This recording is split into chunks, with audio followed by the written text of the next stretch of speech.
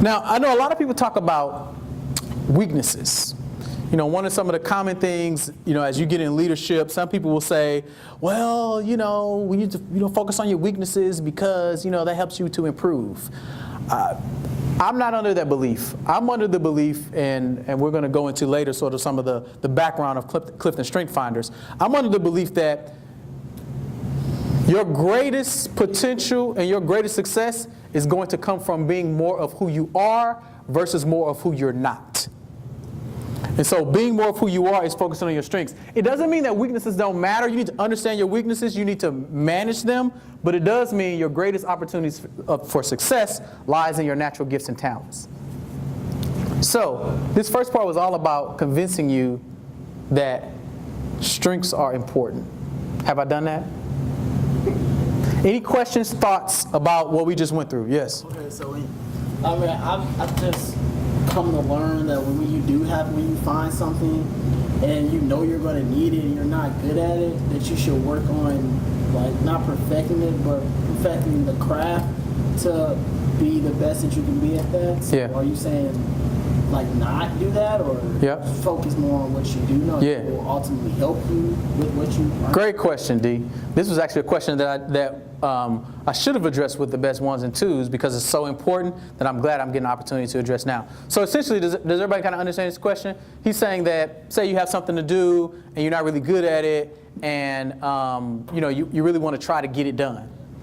So I'll say a couple things. We're going to dive deeply into your strengths in a little bit, but one of the things you want to focus on is, based upon your gifts, how do you best accomplish things? For example, I'm one or more of those organized type people, and so how I accomplish things is usually through organization. I look for sort of patterns in order to get me from step A, B, C, D, and down. That's how I kind of flow and problem solve. There's other people, they don't like all that order and structure. They're more creative. They'll probably think of something new every single time to solve that problem, versus me, I'm going to go back to that order and structure. So the first answer to your question is, know what you're good at and utilize that to problem solve. Even though you may be struggling with something, but know what you're good at and utilize that to problem solve. But then the second thing is, and this is probably most important, is leverage the power of the collective. So if you're not good at it, chances are what? Somebody else is. So that's why there's so much power in the collective, so much power. I don't know if you went through like community, like who are you to the community with them this year? They will. Okay. Man, there's so much power in knowing, like, and being engaged with people and being engaged with the community that's around you. And so, like, this network that y'all building right now, man, you can wait. Like, me and Dr. Hodge were in Inroads together. He's a little older than me, just a little bit. But one of, like, my Inroads alums, Otto Nichols? I don't know if you know Otto. But Otto's like one of the vice presidents at Clayco. Have y'all seen Clayco around the city? Yeah. Building. He's like one of the top engineers. We were in Inroads together. So you probably can't see it now, but when you get to like 38, 58, like Harlan, no, I'm just playing. When you get to 38, when you get up in your professional ranks, there's going to be such a powerful group of people. One of his best friends is the governor of the state of Missouri. Harlan's I don't know if Harlan told you that yet. Greitens, that's his boy. He got Greitens on speed dial. Hey, what's up, Eric? All right? Am I lying or am I flying?